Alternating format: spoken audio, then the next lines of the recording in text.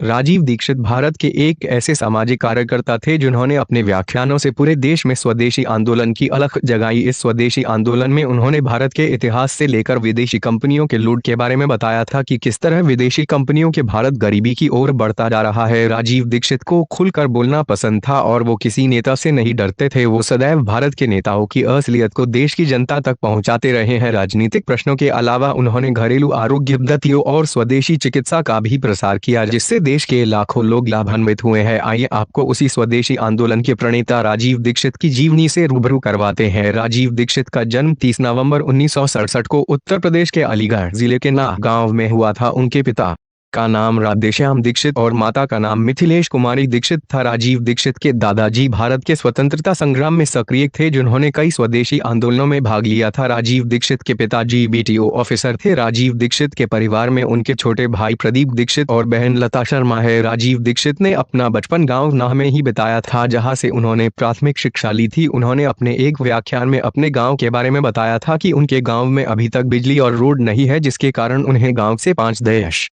किमी पहले ही उतरकर गांव में पैदल जाना पड़ता था। राजीव दीक्षित ने अपनी माध्यमिक और उच्च माध्यमिक शिक्षा उत्तर प्रदेश के फिरोजाबाद से ली थी। अपनी उच्च माध्यमिक परीक्षा उत्तीर्ण करने के बाद वो इलाहाबाद बीटेक पढ़ने के लिए गए। इलाहाबाद में उन्होंने जेके इंस्टीट्यूट नामक कॉलेज से उन्होंने बीटेक की डिग्री ली और बाद में एमटेक की डिग्री ली थी। इस दौरान भोपाल गैस हत्याकांड से काफी पीड़ित हुए थे, जिसकी वजह से उन्होंने बीटेक बीच में रोक दी, लेकिन इसे बाद में पूरा करके उन्होंने अपनी शिक्षा पूरी की थी। अब आइए आपको उनके स्वदेशी आंदोलन से प्रेरित होने की कहानी के बारे में बताते हैं। राजीव दीक्षित अपनी बीटेक की पढ़ाई के दौरान एक रिसर्च के सिलसिले में वो नीदरलैंड गए, जहां पर एम्स्टर्डम में उनको अपने रिसर्च के बारे में बोलना था। यहाँ पर जब उन्होंने अंग्रेजी में अपना रिसर्च पत्र पढ़ना शुरू किया तो उनको एक डच वैज्ञानिक ने रोकते हुए कहा कि तुम अपनी मातृभाषा हिंदी में रिसर्च पेपर क्यों नहीं पढ़ते।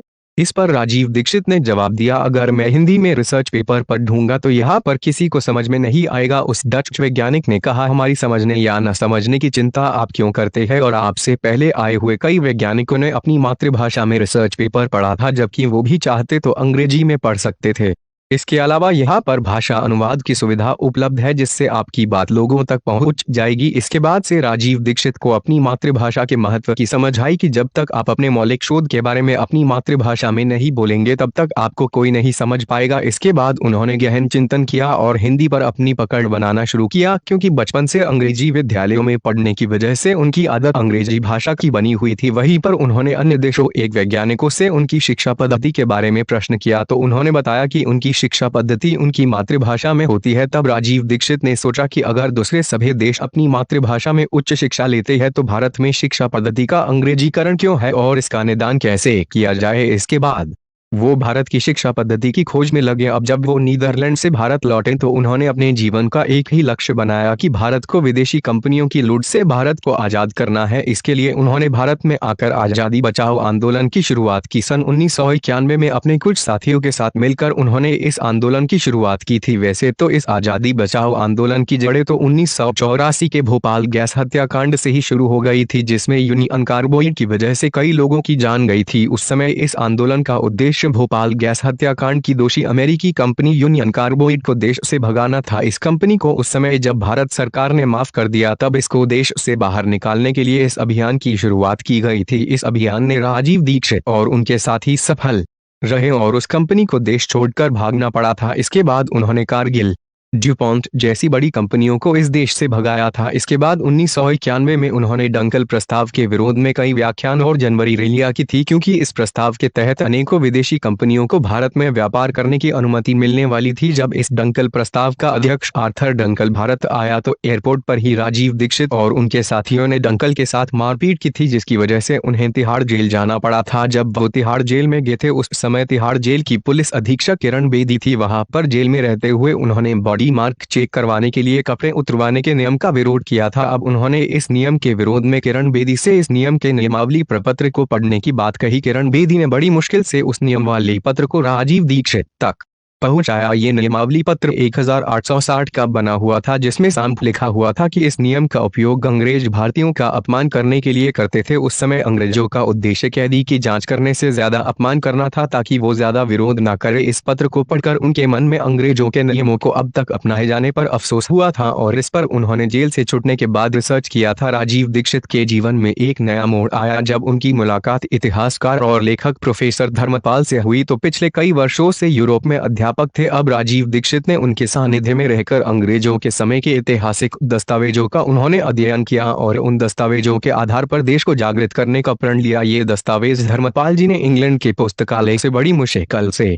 इकट्ठे किए थे। अब उन्होंने इन दस्तावेजों की प्रामाणिकता को सत्यापित करने के लिए पूरे देश का भ्रमण किया और आवश्यक सूचनाएं इकट्ठी की। इन्हीं सूचनाओं को उन्होंने अपने व्याख्यानों के जरिए पूरे देश की जनता तक पहुंचाया। राजीव दीक्षित ने अपने शोधों में पाया था कि अंग्रेजों ने 34,735 कानून भारत को लूटने के लिए बनाए थे और उनका कहना था कि भारत सरकार आज भी वो सारे कानून चला रहा है जो अंग्रेजों ने अपनी सुविधा के लिए बनाए थे। राजीव दीक्षित ने बताया था कि इन्हीं अंग्रेजों के नियमों की वजह से भारत में भ्रष्टाचार, गरीबी, भूखमरी जैसी समस्याएं हैं। उनका कहना था कि 15 अगस्त 1947 को केवल सत्ता का हस्तांतरण हुआ था, जबकि भारत को आजादी नहीं मिली थी। उनका कहना था कि स्वतंत्रता का अर्थ अपने बनाए हुए नियमों और व्यवस्थाओं में जीना है, लेकिन 1947 में एक भी नियम खुद के तंत्र का नहीं बना हुआ है। सन 1999 में राजीव दीक्षित की मुलाकात योग गुरुवार स्वामी रामदेव से हुई थी, जो उस समय योग को देश में फैलाने के लिए अग्रसर थे। अब स्वामी रामदेव से मुलाकात के बाद उन्होंने भारत को स्वावलंबी और स्वदेशी बनाने के लिए 10 वर्षों तक अथक प्रयास किया था। 10 वर्षों के बाद दोनों ने मिलकर 2009 में भारत स्वाभिमान की स्थापना की थी। इस भारत स्वाभिमान के राष्ट्रीय सचिव का पद राजीव दीक्षित को दिया गया। बाबा रामदेव भी राजीव जी के व्याख्यानों से इतने प्रेरित थे कि उन्होंने कई व्याख्यान अपने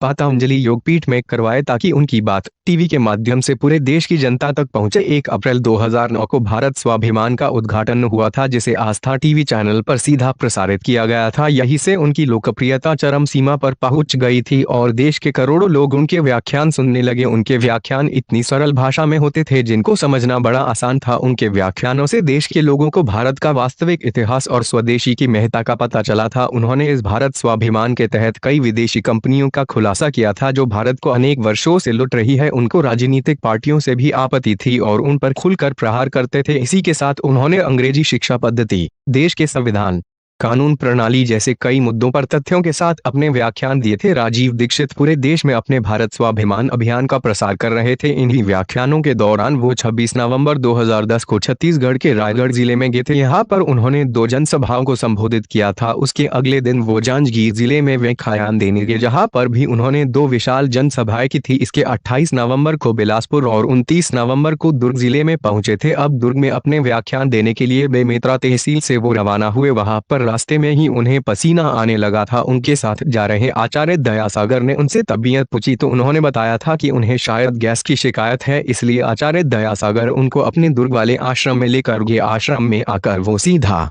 शौचालय में गए। काफी देर बाद जब राजीव जी बाहर नहीं निकले तो दरवाजे को तोड़ा गया। उस समय राजीव जी पसीने से भीगे हुए बेहोश होकर नीचे पड़े हुए थे। उन्हें तुरंत उठाकर बिस्तर पर लेटाया गया और पानी छिड़का गया। आचार्य दयासागर ने उन्हें तुरंत अस्पताल जाने को कहा, लेकिन राजीव दीक्षित ने ये कहकर मना कर दिया कि वो होम्योपैथी डॉक्टर को दिखाएंगे। थोड़ी बार बाद होम्योपैथी डॉक्टर ने आकर उन्हें दवाइयाँ दी। फिर भी उनकी तबीयत में सुधार न होने पर उन्हें अस्पताल में भर्ती कराया गया। इसके बाद उन्हें अपोलो हॉस्पिटल ले जाया गया। अब उन्हें आईसीयू में भर्ती कराया गया, जहां 5 डॉक्टरों की टीम उनके साथ थी। उस रात 30 नवंबर 2010 को 1 से 2 के बीच डॉक्टरों ने राजीव दीक्षित को मृत घोषित कर दिया। राजीव दीक्षित के मृत्यु के अज्ञात कारणों के बावजूद बिना पोस्टमार्टम कराए जनता तक ये बात पहुंचाई गई कि उनकी मृत्यु दिल का दौरा पड़ने से हुई थी। राजीव दीक्षित के कई साथियों का मानना है कि उनकी मृत्यु विष के कारण हुई थी, क्योंकि मृत्यु के समय उनका शरीर नीला पड़ गया था, लेकिन फिर भी उनका पोस्टमार्टम नहीं कराया गया था। अब उनकी मृत्यु के बाद उनके छोटे भाई प्रदीप दीक्षित भी वहां पर पहुंचे। अब स्वामी रामदेव ने राजीव दीक्षित के मृत्यु की खबर को अपने योग शिविर के माध्यम से देश की जनता तक पहुंचाया था। उसके बाद भिलाई से राजीव दीक्षित के पार्थिव शरीर को रायपुर मेडिकल कॉलेज में लाया गया। यहाँ से उनके भाई प्रदीप दीक्षित राजीव दीक्षित के पार्थिव शरीर को पतंजलि योगपीठ लेकर आए। यहाँ पर उनके परिवार और उनके प्रशंसकों ने उनके अंतिम दर्शन किए थे। उसके बाद 1 दिसंबर को राजीव दीक्षित का दाह संस्कार खंडलक हरिद्वार में किया गया।